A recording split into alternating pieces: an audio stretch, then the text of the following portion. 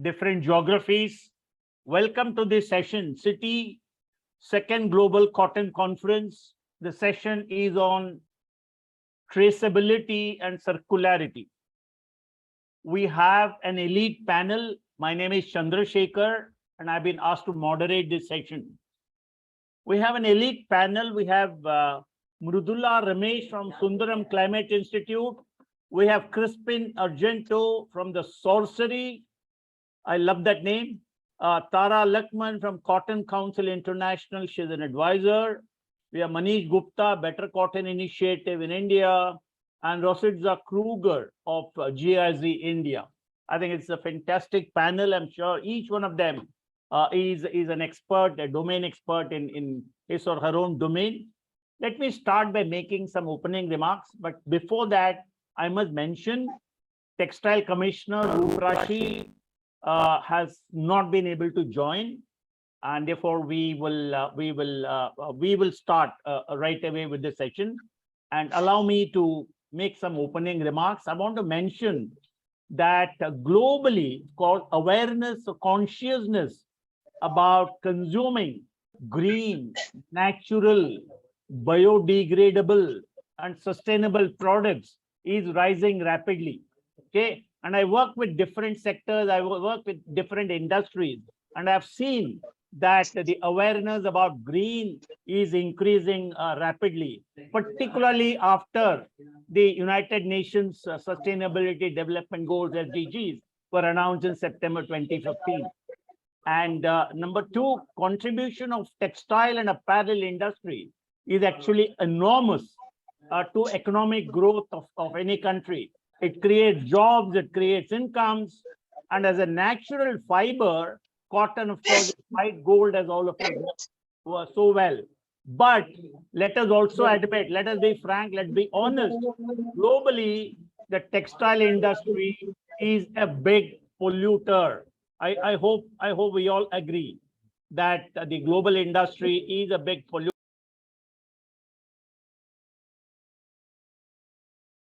Yeah, okay, I'm with you. Pardon. Okay, all right.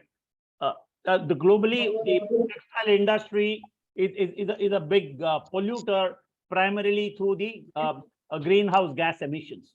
I think that is something we need to recognize, right? And why is it a big polluter? Primarily because the textile industry consumes huge quantities of resources.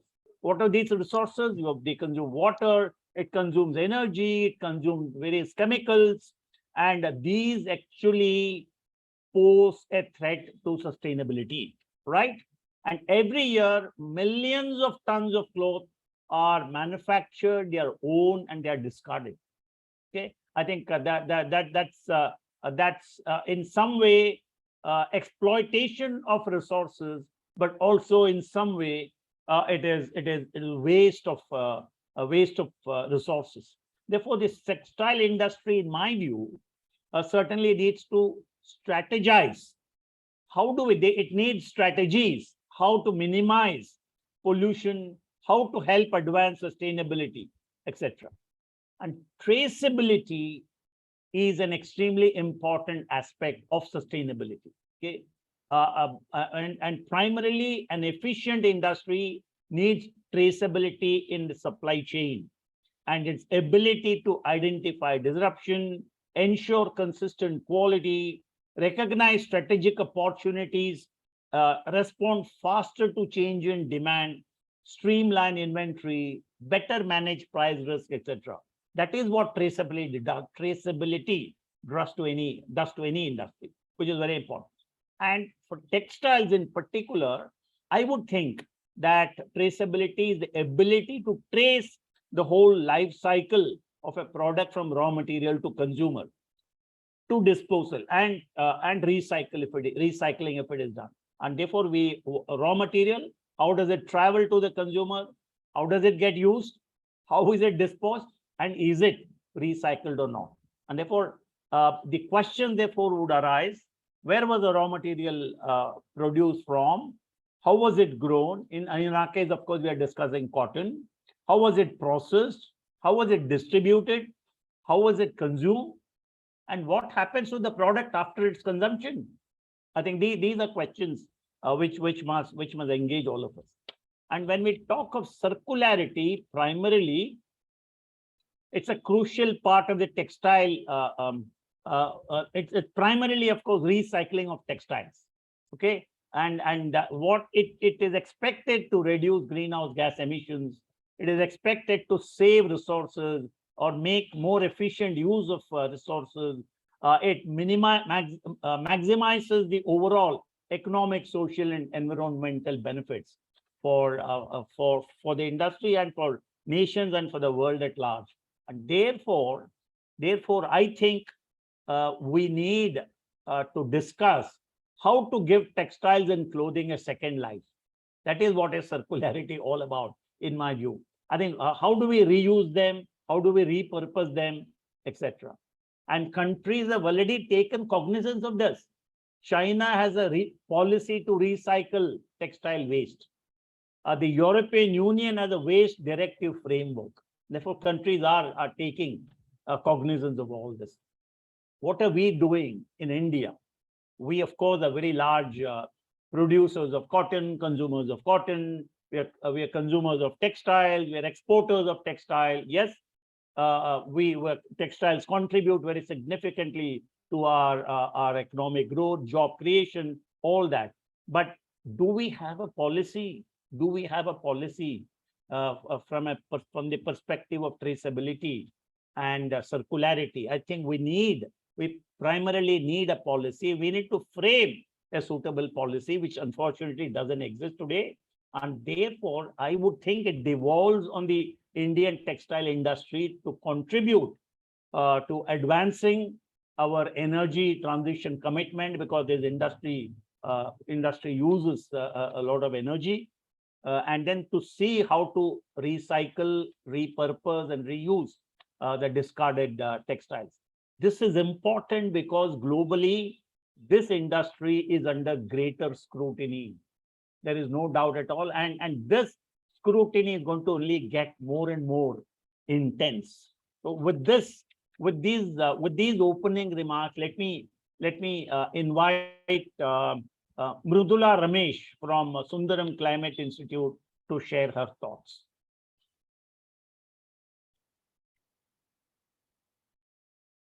Thank you. I think I hope this is of use to you. See, I think when I look at solving a problem, there are three things I try to look at. One is, what is your goal? And the goal here seems to be more sustainability. Second, what are the optimal tools? And are we really looking at all the tools in our toolkit to address this goal? Now, sustainability is like a bit like apple pie. Okay, it means everything and nothing at the same time. So I think definitions become very, very important. I'm not selling my book, but there's a whole chapter on what sustainability in textiles looks like. And several studies, one of them done by Fashion for Good, another done by McKinsey, asked this question: what does sustainability mean to you? And most consumers didn't have a good idea of what sustainability is, right? So I think definitions matter. I think we're getting some part of the way, but where I think the Indian textile industry, and I'm looking at the very few, fellow colleagues from the industry here, I think we need to really play a part in what sustainability means. Because if we allow other people to define it for us, I don't think we're going to like what we see, right? So definitely carbon emissions, water, is it fair wages? Is it a garment that lasts longer? So I think definitions matter and we need to play a part in it. The second thing is traceability. I think there is no two ways about it. And I think we will get there. In the next 5 years, I think you will start seeing good, scalable, traceability solutions. The third thing is circularity, which was mentioned. And this is what really worries me, right? And because I think look, I live in a nearly net zero waste home, right? I have investments in waste management startups. I get the importance of circularity. And that's why I'm really, really worried that are we thinking about it the right way in the textile industry, right? Because Chandrima shared a report from Wazir Advisors, which said that H&M said 100% circular by 2030, which means no virgin fibers. Does that mean Indian cotton cannot participate in H&M anymore? And what does that mean for Indian cotton farmers who tend to be the marginal farmers in India? I think, look, we're not getting our heads around it correctly. And I think that whole 100% circularity and what that means for cotton is very, very important. I also like the fact that they're saying sustainability, and I think Manish may have a lot more to say about how that happens with BCI. But to me, the biggest piece in all this, look, if I want a person to achieve something, I give them all the resources to achieve it in the company. And the one thing that I think it was highlighted in the earlier session, people are not willing to pay for sustainability, right? And until you get both traceability and a willingness to pay, again, in my book, I looked at the dyeing cost, not the capital costs of dyeing, processing, and effluent treatment, but actually, what is the running cost per t-shirt of treating the effluent of a dye, right? If you just do neutralizing, it costs, I think, 1 rupee to 2 rupees. And then if you do RO, it adds another 2 to 3 rupees. And if you want to do zero liquid discharge where you use an evaporator, it costs 7 rupees per t-shirt. Not a lot of money, but most brands don't pay. Okay. And I've sat in that discussion and said, no, sustainability is really important. But no, cost is really, really, really important. And, I think what highlights it is data. A t-shirt that sold for $10 in 1991 sells for about $9.70 odd cents today. Right? If you need traceability, but I think there needs to be recognition that you need to pay more. If you don't want a disposable textile culture, you pay more for a more durable thing. I guarantee you will be less. If you pay $100 for a t-shirt, you are less likely to throw it away. Thanks.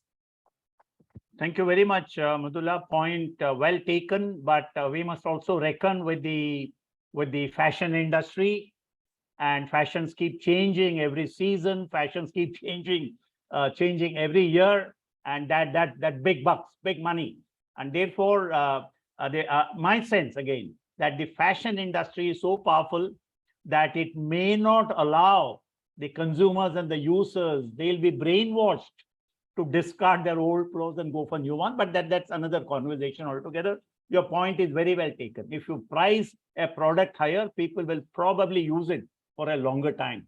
But one sec. That was a side point. The point I was trying to make, and it's important, that's why I interrupted you, sorry.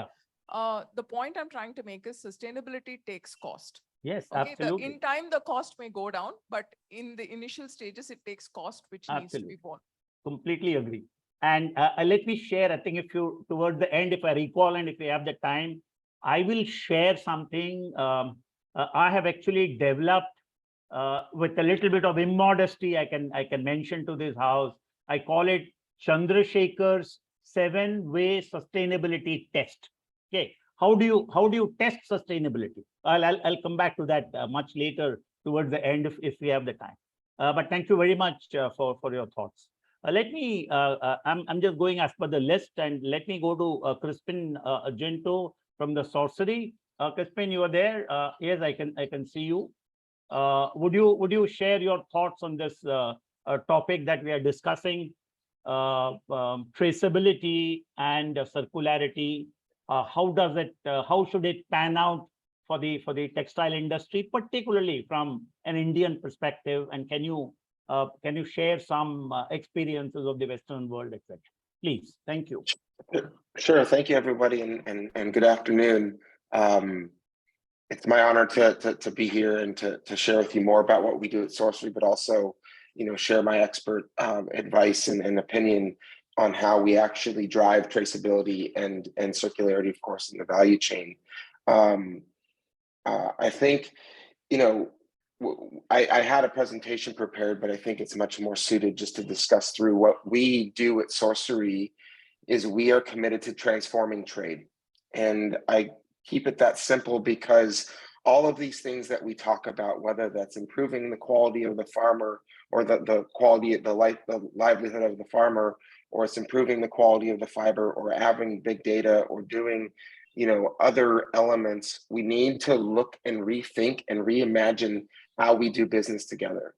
And so what Sourcery does is as a service, but as a sourcing platform, is we really truly exist to transform trade through what we call transparent, fair, and efficient transactions from growers to consumers. And the way that we do that is we actually shift the commodity of cotton, but it can also apply to all fibers and all products, from a push-based system to a pull-based system.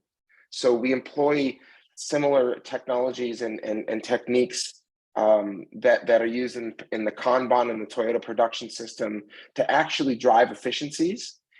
And we have to recognize that traceability and all of these buzzwords are simply outputs. We actually need to focus on what are the inputs, what are the changes that we have to make to create these outputs. And traceability is just a tool.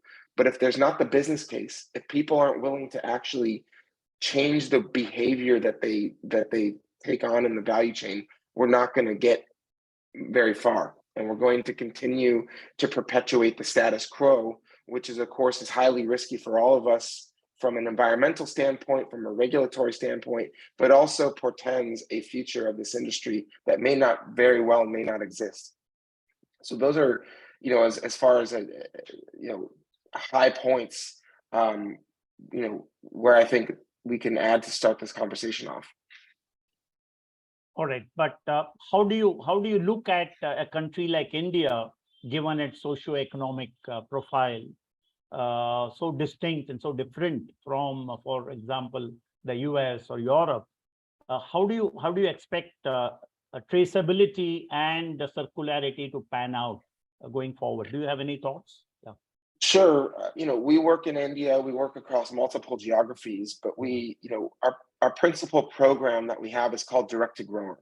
And Direct to Grower is a trade methodology that we employ with brands and with suppliers and ultimately with growers and grower organizations to shift the commodities to a product, right? We talk about a t-shirt, we talk about a finished good, and those finished good, there's distinct differences between an H&M t-shirt and let's say a Gucci t-shirt. We need to be able to celebrate all that is Indian about the fiber that is grown, the socioeconomic conditions, the environmental conditions, yet we still continue to treat cotton, for example, as a commodity. And it's no different between the US and Brazil and India, but that's not true. There are different factors on the ground. There are different environmental scenarios. There are a whole bunch of different factors that we need to connect brands directly to growers, and that is the starting point to define the future of our trade. But it also leads to traceability as an output. So how do we, the US Cotton Trust Protocol has been great to celebrate American fiber. We talk about Supima. India doesn't have its own Supima. It doesn't have its own defined solution in the market that is uniquely Indian. I think there's the opportunity to position the Indian textile industry and Indian cotton industry different from everybody else. And that's an essential component of transformative trade, but also an essential component of delivering on the sustainability and the traceability that we're all discussing today. All right, thank you. Thank you, Crispin. I want to now go to Tara Luckman. She's from Cotton Council International. I'm sure she is going to share. She has thoughts about views about traceability and circularity. How do we implement circularity, for example? Any thoughts on that? Yeah. Thank you. It's a pleasure to join you. Just quickly introduce myself, Tara Luckman. I'm a Sustainability Associate with the Cotton Trust Protocol. And my background is in sustainable sourcing in brands. I've worked for many years in fashion brands, so I'm bringing a little bit of the context around what brands are needing in this new regulatory environment that we all face. I think it's relevant to just share a little bit of how we're working in the trust protocol on traceability for this conversation, and then we can link that into its relevance in the circular economy, I think.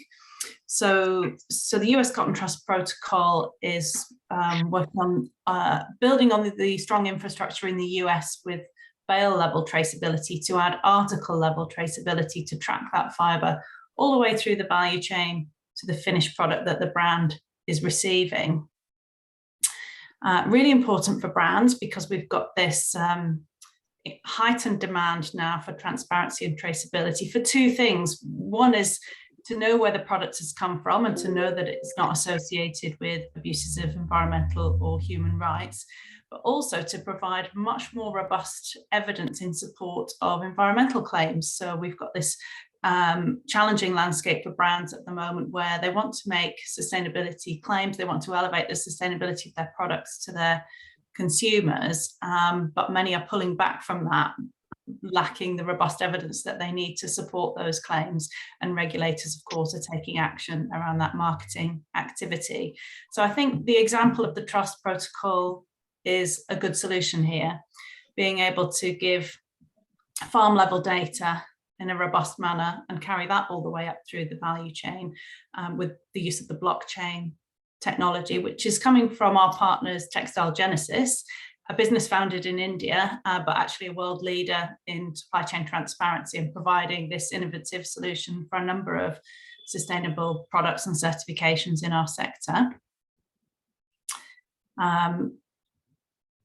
The system requires interoperability of lots of different sources of data and assurance on top of that so that you can track the movement of product through the supply chain, reconcile the volumes being traded and the supporting documents so that you can really be confident as a brand when you receive your products that the evidence and the supply chain map that's coming with it is accurate.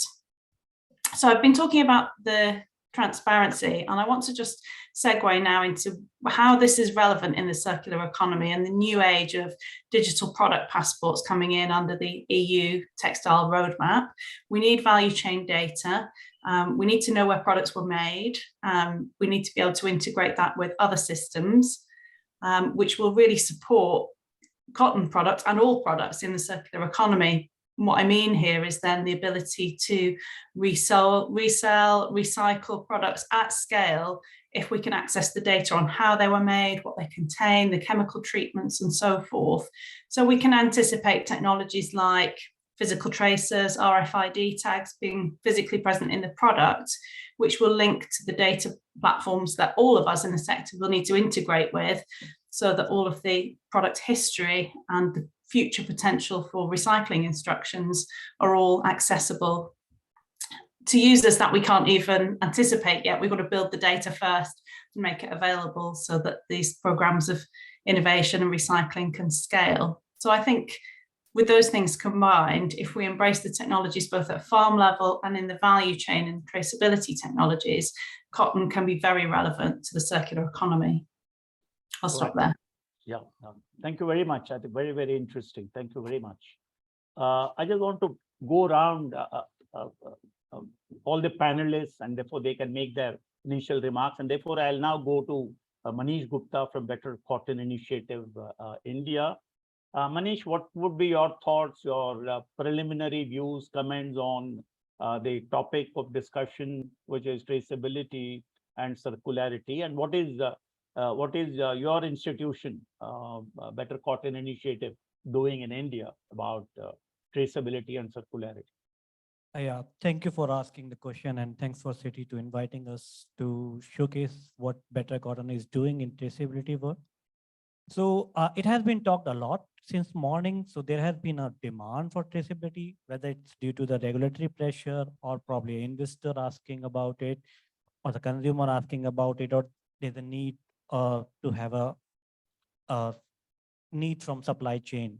So, and that puts us in a very good position because of scale we are operating in at the Better Cotton. So we are our largest cotton sustainability program in this world, working with over 2 million farmers and having over 20% of the world production as Better Cotton. And We have great presence in terms of supply chain. We are a group of over 12,000 odd companies across the world. And if I talk about the India, we are working with somewhere 900,000 farmers across the 6 states of India. And we have over 500 companies joined us and kind of moving better cotton from field level to the retailers level. And till now, like since last 10 years, we have been following the mass balance administrative system, chain of custody that enables us to kind of reach to the scale where we are right now operating. And that scale is supporting us to having a strong traceability system in place. So, and the second thing is, as a not-for-profit, we are looking forward to developing a system which could be supporting all supply chain actors, whether they are smallholders or individuals or a large company setup. And we have already achieved our first mile. Like since beginning of the Better Cotton, we have been following the physical segregation methodology from farm to chain. So we are already equipped and experienced at the first mile of the traceability, which is kind of a most difficult link between farm and chain. And when we talk about like what we are coming up as a traceability solution, so we would be coming up as a digital platform, which would be having a multiple traceability options along with our existing mass balance system. We'll be coming up with a physical segregation at the country level. We'll be coming at the physical segregation at the multi-country level and the control blending along with the mass balance. We would be having a new chain of custody requirements, which will be having kind of more stringent rules and regulation for supply chain actors. And we would be having a claim framework, which could connect the claims by our retailers and brand to the farmers impact level. So that would support the farmers in terms of whether it's carbon footprint and all. And I would also like to highlight like what all we have done. Like we have been working since last 2 years in this field. So what we have already established or what we have already achieved till 2022. So we have already defined our new chain of custody model for physical Better Cotton. We have drafted our new chain of custody standard that is going under consultation or public consultation rather than developing a data model for traceability. There has been a 270 traceability technology platform requirements we have defined for our platform. So, and we have already shortlisted two vendors for our platform, whether Retraced and the Textile Genesis. Then we are commencing our pilots in Mozambique, Turkey, and India. At India, we have been working, we are testing 5 supply chain of our 5 retailers and brand, including some 30 suppliers. And our major focus for the pilot is from Maharashtra and Gujarat. So that's kind of work we are on. And we are expecting we would be rolling out our full traceability by end of 2023. So that's what we have been doing at the Traceability Fund. All right. Thank you. Thank you, Manish, for this wonderful exposition. I'm wondering, I want to know if Mr. Rossitza Krueger of GIZ India, is he here? Is he a part? Okay. All right. Here it is. Okay. All right. Awesome. Thank you. Yes, it is a she. But anyway, thank you so much. And right, just to put this into the perspective, Yeah. GSZ is a federal agency of the BMZ Ministry, the German Ministry for Development and Economic Cooperation. Yeah. So we are not doing by ourselves the projects or the concepts we develop. We give technical cooperation, but we work with partners from implementing partners on the ground and partners from the businesses. So I probably at the end want just to wrap up and to say that traceability is important for commitments in the supply chain. GSZ in this particular project I'm representing is supporting Better Cotton Initiative, fair trade standards, organic standards, and all these standards, they have their chain of custody models and also their traceability. But we consider traceability also as a very important point for access of the farmers to markets. Because through these standards, there is engagement of brands directly with the farmers, which is not given by the normal trade. So there are commitments, there is a direct support, what we also support in our project. We have 2 more projects. One is on circularity concept with Aditi Birla at GSZ. There are colleagues responsible for this. We can give information. And the other project is for waste, management of post-production waste, building of sorting centers, job creation, and also there is some new technologies. It is together with spinning mill from Belgium. This is also another GSZ project. But speaking from our experience, we are already 3 years on the ground. We were able to mobilize a lot of Corona support and more commitments also to particular farmers in the standards. It is at the moment that I am not representing for the standards, but I can just say that standards sell. So just consider this, that the consumers, they need perhaps more education. At the moment, they just orient themselves very easily on the standard. When you go to the shop, they spend 2 seconds on a product. So just to get the product right, or to get the choice, labels which are recognized and which have a robust system behind help. But this is not the reason why the German government is supporting these standards. There is also a check. We have a governmental label on the clothing, and some of the standards we are supporting are already recognized. So they have their sustainability agenda behind. And I think this is the only label at the moment governmental the EU is thinking about. There are some supply chain law in Germany, the Modern Slavery Act bill in the UK. There is also a law in France.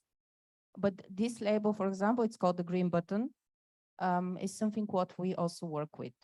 Thank you. Thank you, Rossitza. Very, very interesting, interesting comments from your side. I completely agree.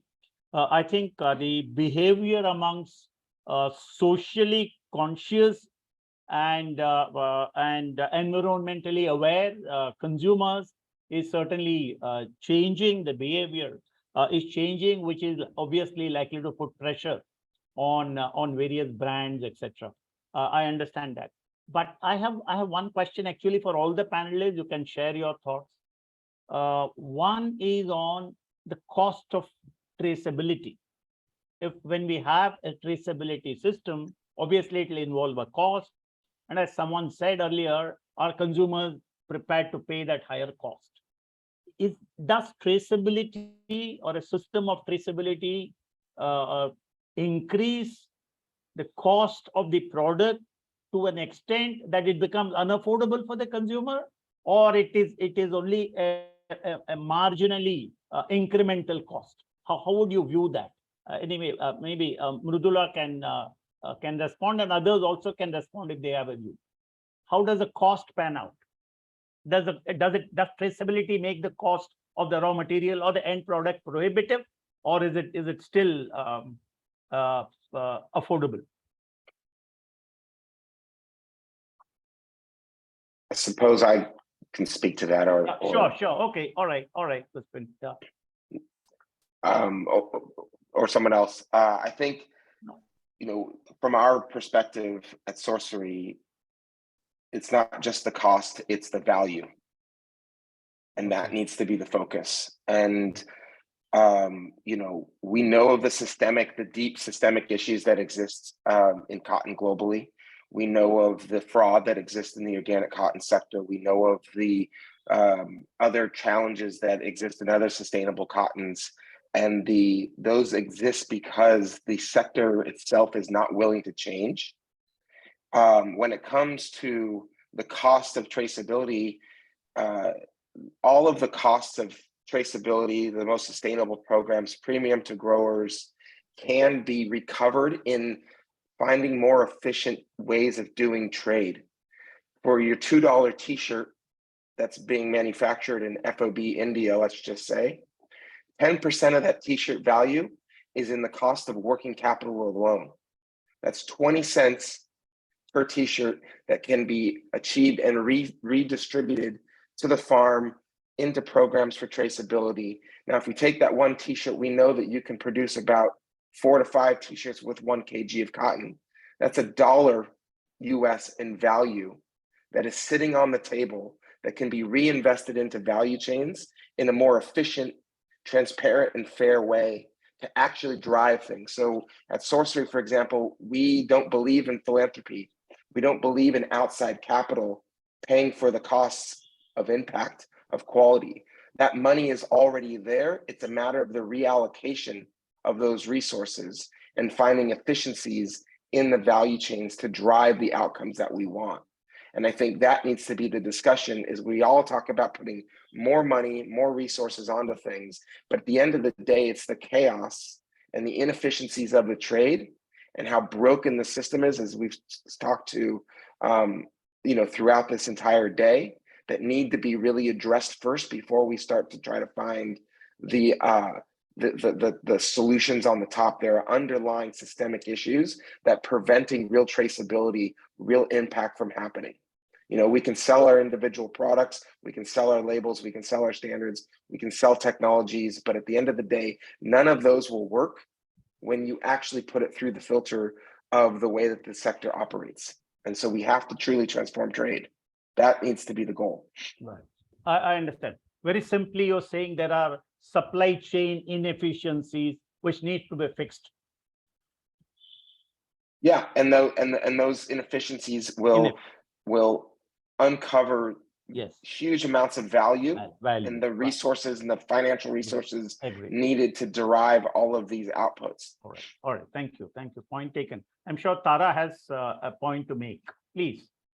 Thank you. Yes, I really agree with what Crispin has said. And I just want to add that what we've witnessed in the last couple of years is a shifting of the business imperative. So where investment in greater sustainability of products or in traceability of value chains has been largely driven out of choice for more motivated brands and businesses, that is shifting into business necessity, right? So this is now becoming a regulatory requirement, risk protection, the way that businesses are scored by investors. Do they have good grip of their value chains? Can they protect their sourcing of products from pandemic disruption, for example? Because if you don't know where it's coming from, you have no chance. So I think we've seen a lot in the last couple of years that has really elevated this need for traceability and transparency. And coming back to the cost to deliver it, I believe at scale, it will be minor, incremental at product level. I think it's doable. But of course, we've got to acknowledge the kind of cold start challenge, right? We have to integrate these technologies. We have to get going, this effort required at every stage in the value chain. So it doesn't come without any cost barriers in the short term. Very nice. Very nice. Thank you very much. I'll take questions from the participants toward the end. Please bear with me. Can I add something to that? This is Mridula. Okay. Oh, Mridula, yes, of course, please. You want to say something, please? So, yeah, there is two costs. One is the cost of traceability, which I agree will be minor, and we can sort of, I think traceability will come in one form or the other the next 5 years. We'll figure it out. But there's the cost of sustainability itself. Right. For instance, fair pay, you can accomplish it through 2 ways. One is pay your workers more, pay better wages. That will increase your cost of production. If brands don't pay enough, right, what a lot of manufacturers will do is automate, which will reduce the number of jobs created, right? And at this point, I just want to say that all of us are sitting here talking about sustainability because of one thing, it's climate change. And when we talk of climate change, there are 2 levers: mitigation, which gets about 90% of the attention, and adaptation, which gets 10%. India is one of the most vulnerable countries to climate change, needs to focus on adaptation. And that really means jobs, means jobs to farmers, jobs within the textile industry. So we are automating that away, or even, if regulation in developed countries puts those jobs at risk, we need to start becoming very thoughtful and have serious conversations on that. Completely agree. I think as a tropical nation, India is a lot more vulnerable than many countries in the world, having to face the adverse consequences of global warming and climate change. There is no doubt at all. I can give you some examples. Basically, take Indian wheat. In India, the world's second largest wheat producer, but Indian wheat is at the limit of heat tolerance. Even a 1 degree, 1.5 degree increase in temperature in Jan and Feb, the growing season, will actually reduce the yields by 20%. And that's the kind of risk that that global warming, climate change actually poses for agriculture in India. And the cotton sector can be no exception. But I have another one question, which is actually a teaser. I just want to tease my co-panelists and draw the best out of them. And my thought goes like this. Look at India's per capita income, $2,200. The United States, Europe, $40,000, $50,000, $60,000, whatever that number, a big numbers. And China is certainly multiple of India's per capita income. Admittedly, in India, 250 million people living below the poverty line. But they need to eat, of course, and they need to wear clothes. Will that section of the population be really bothered about sustainability? Will they be bothered about traceability? Circularity, yes. When I say circularity, they would keep repurposing, reusing all the textiles and clothing that they buy, and they will use it till it becomes totally unusable. Yes, I think in India we are very good at repurposing and reusing and recycling various products. But the question is, to what extent are these ideas of sustainability, traceability, circularity, do they also have a certain relationship, a certain level of importance with the socio-economic situation or socio-economic status of each country, or is it just one size fits all?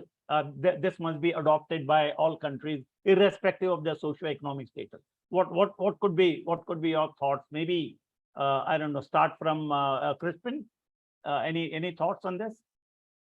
Is it one sec? Is it per capita income neutral, or will these ideas, which certainly I'm not for a moment I'm criticizing these ideas, but I'm just, as I said, is a teaser.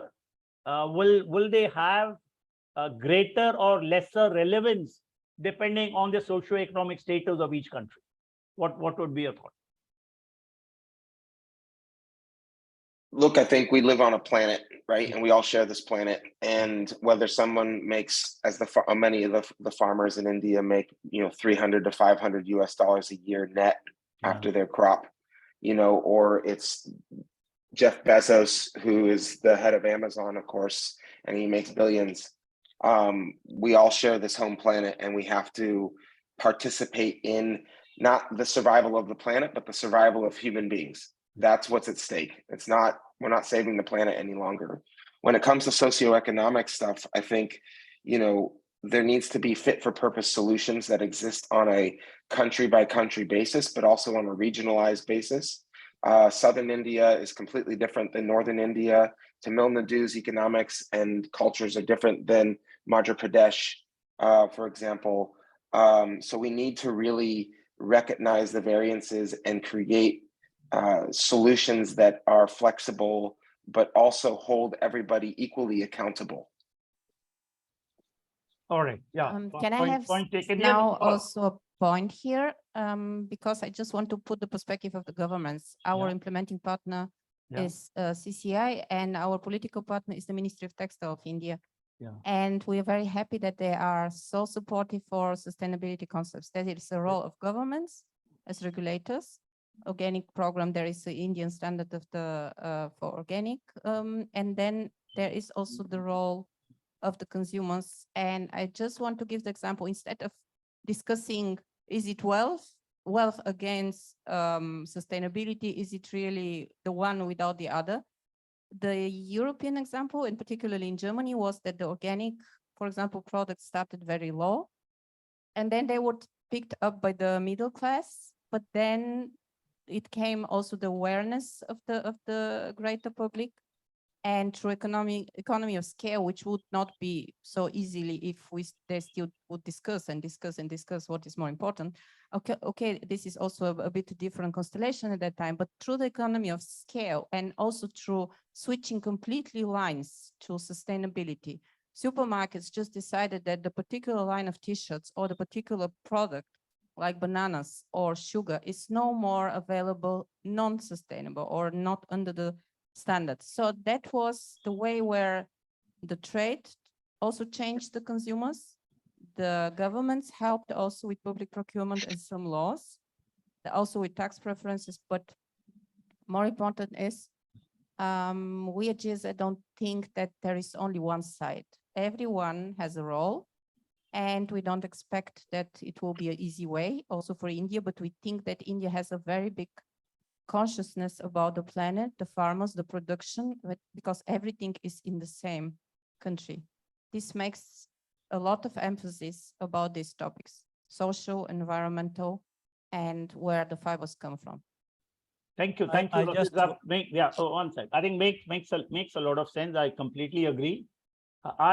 My sense is sustainability, traceability, circularity are a part of the continuum. Okay, I hope I'm able to express myself better. There's a part of the continuum, and therefore we can't even put them in compartment. They're all seamlessly. We should look at all of them. Yes, Manish. Yeah, I just want to quote an example. It is not directly linked to the like a social economics, but it is really linked to the developing and developed countries. So at one point of time, it was perceived that the brands from developing countries will not take concern about the sustainability. But I could say like there are we already have a members, like five Indian brands are member of Better Cotton, and they are aggressively sourcing a better cotton in their supply chain. So that give us sort of a idea like the sustainability is entering into the developing sector, and probably it might reach to the level where what you were talking about, right? Right.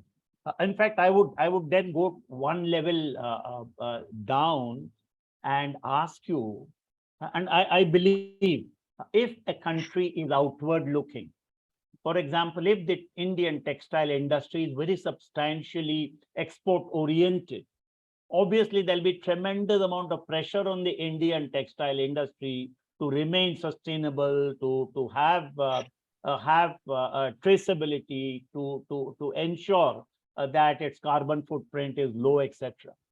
But if an economy hypothetically is inward looking and a low income country or a lower middle income country, which is not really outward looking, will these concepts make sense to that government or to that people? No, I'm not arguing, I'm just leaving a thought with you. Just think about it. Okay. And I'm not sure if Mridula has a point to make. If you have something to mention, Mridula, I'm sure you can share. Or what I'm saying is hilarious. I don't know. Think about it.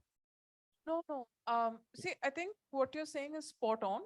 What I have observed is you're seeing a K-shaped development of sustainability within sectors. Yes. One arm, which is, export oriented or catering to slightly more conscious or wealthy customers, they're not one and the same, but conscious and wealthy customers, they are beginning to align on desirable and sustainable metrics. They're treating their water, they're reducing their carbon, they're paying their people fairly, they're thinking about packaging, all that's great. But that's not a huge part of the industry. You've got the bottom edge of the K, where the price, cost is king. That's the only thing that matters. And, I spoke about the incremental costs of, just treating effluent. When your margins on a t-shirt are 2 rupees and, the buyer is saying, I really don't care how you treat the effluent. I want the cheapest t-shirt. are you going to take that extra 7 rupees to treat it? Especially when implementation of policy is uneven. The bigger players, like many of us sitting in the room, we are very visible for people to come and implement and be conform to standards. But if you want a hole in the wall operator, right, who can essentially pump their effluent down the borewell shaft, not much you can do about it. Yeah. 1 second. Yes, thank you very much, Mridula.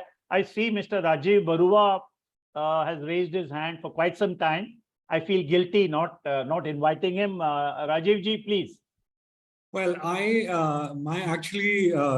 well, it's not a question or it's a comment, but maybe observation. Okay. It comes actually from what Manish said. That the biggest problem in the traceability, and I'm specifically talking about traceability, is actually from farmers to gins. Yes. And we've been hearing in the previous session, we have 6.5 million farmers. Right. And on an average, if a farmer sells the cotton 3 times, that's 18 million transactions.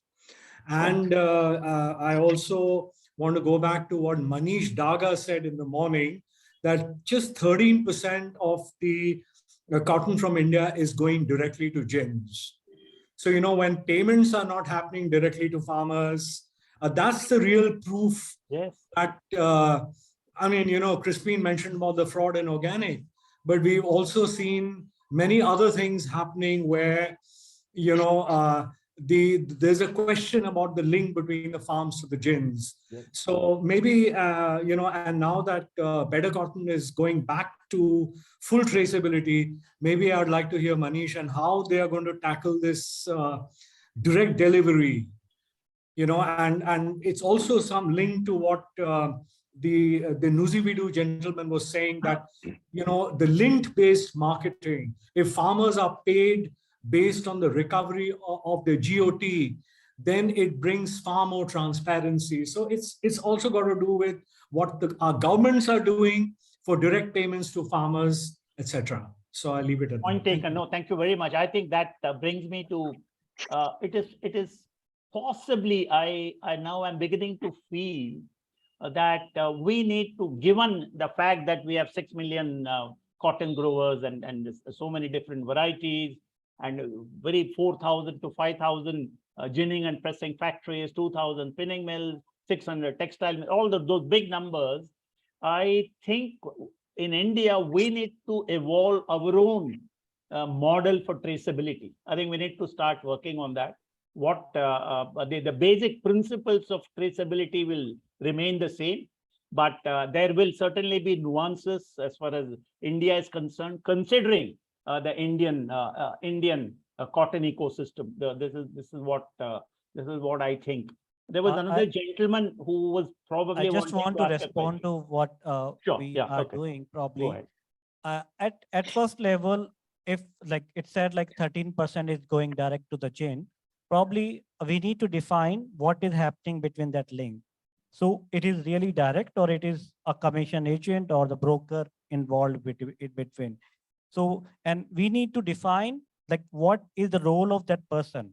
So as per our understanding, what we have understood, they are commission agent, or like they are referred as a middleman, and middleman has to be defined properly, because if we will not refine the middleman, what is their role, what they are doing, how they are managing the flow of the cotton, how they are managing the prices or the cash, till that time we will not reach to the solution. And there are kind of middlemen involved between the chain. The middleman is a commission agent that is a money lender to the farmer in most of the cases. And in those cases, they are just the commissioning agent. They are not taking the ownership of the cotton and not selling it to ginning. In that case, the cotton is moving from farmer to the ginner directly. And that's the most of the cases in our case. We have seen the phenomena like cotton has started traveling to the long distances. Earlier, there used to be within 100 kilometer, 150 kilometer. Now they are moving from one state to another state. There, the real middlemen are playing the role. They are buying the cotton from farmer and they are selling it to the gin. So once we need to define it, and we are at this position definitely. Once we are defined their role, we'll reach to the right solution to address that linkage. Yeah, All right. but All right. Thank you. But can I just to add to that, I think it comes back down to the business case. Yes. Farmers, whether they're growing organic, whether they're growing BCI, ginners, whether they're processing organic or BCI, or whatever flavor of ice cream of cotton you want to apply to that cotton, there's no business case, because we're asking all of these individuals and entities to do all this heavy lifting, but they only can sell their products into a marketplace that does not recognize and reward growers and or actors in that chain for better practices. So we have all these theories and practices and changes and all these things that we talk about, but we actually, the reality is that the farmers in India, most of them, the ones that we've engaged with, they don't know that they're actually BCI farmers. They don't know that they're organic farmers. They don't have that level of engagement, that training, that they're not sitting at the table of the trade to actually defend and to create more value for their aspect for their contribution. And I think that until we acknowledge and accept the fact that there needs to be a clear business case for ginners, for farmers, for middlemen, for aggregators, for spinners, for everybody along the chain, even for brands, we're just pretending and we're just selling the image of impact and not actually delivering the impact of impact. And that's the truth. That's why we have greenwashing and everything else that's happening. That's why this legislation, because we've been pretending for 20 years and not actually delivering real value. Thank you, Crispin, for hitting the nail on the head. Absolutely. Thank you very much. I think we are coming probably towards the concluding part of our discussion. And I just want to go around once with all the panelists, your final comments, parting thoughts, concluding remarks. Let me start with Tara Luckman. Do you have any final comments from your side? My only final comment would be that, you know, the future is already here, and if any of us are not actively participating in it, then we're going to be left behind and find ourselves without business. And, you know, respecting the comments that have been made about who has the power to act, absolutely, we have to support those that are not yet at the table or empowered. But for those of us that are, now is the time to be actively engaging with traceability technologies, playing a role in circularity and so forth, because innovation takes time. We're going to be on another 20-year journey. So get on board quickly or you'll be left behind. Right. Thank you. Absolutely. Mridula, any final comments, closing remarks from your side? Or okay, Rossitza, please. I got from Mridula now the micro, and I don't have anything to say. Apart of that, I'm very impressed from today's conference, and thank you very much even for the participants who stayed till now so long and listening to these topics. All right, thank you. Manish, okay. So like what Tara said, basically, the future is already here, and there's a situation for industry like yesterday's tools and technology and process will not work in future. They need to upgrade. Right, absolutely. Mridula, any parting comments?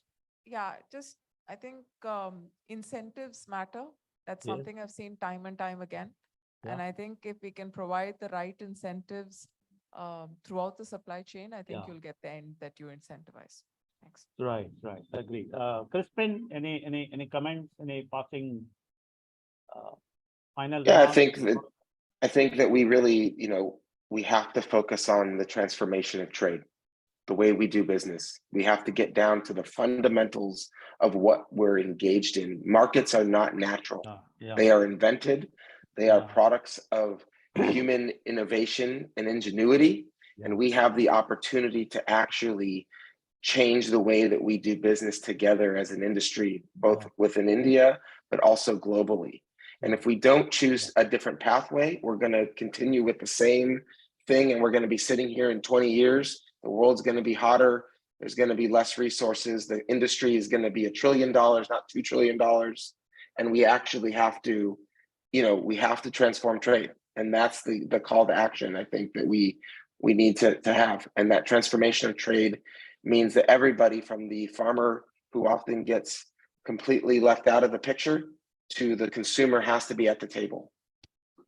All right, thank you. I think very clear bottom line or message, in my mind, is very clear that this industry, textiles and apparel industry, is going to come under greater and greater scrutiny in the years to come, which is extremely important, particularly from a sustainability perspective.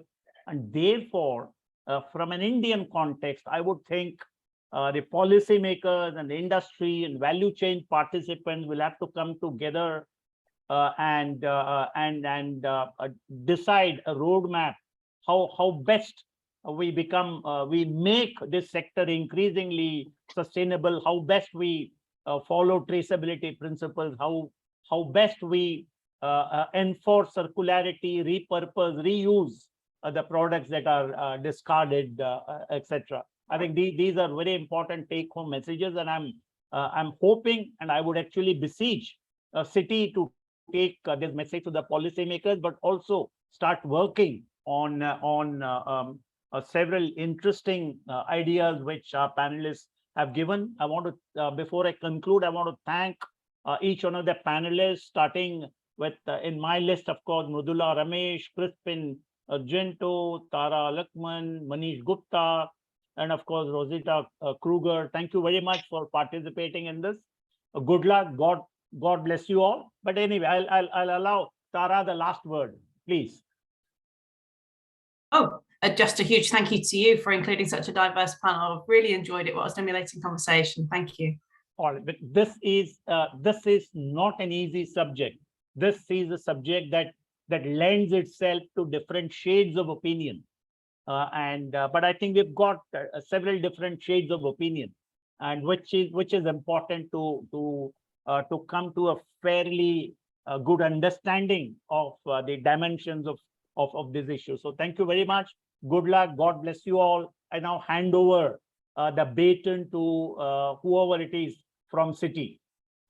Chandrashekhar ji, can I share a thought if you permit? Okay, all right. Manish, who can say no to you? Go ahead. No, sir, you can definitely say that.